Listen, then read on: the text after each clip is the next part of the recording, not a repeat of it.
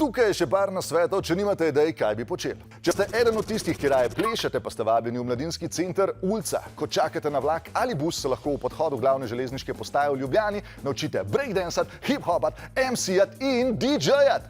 Ampak samo v mladinskem centru Ulca. Je prav ne zdaj tega delati po celem podhodu. Poleg tega ponujajo tudi igranje družabnih iger, čilanje o branju knjig, delanje domače naloge, pri čemer morate domačo nalogo seveda prinesti sami, tega oni nimajo. Za vse lenobice, ki se vam pa ne da premikati, radi pa berete, skočite na spletno stran readcomiconline.li, kjer najdete ogromno število različnih stripov. Vse je v angleščini, razen slik, te so v ilustraščini.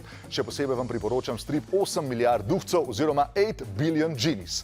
Zgodba govori o tem, kaj se zgodi, ko vsak zemljan dobi svojega čarobnega duhca, ki mu izpolni eno željo.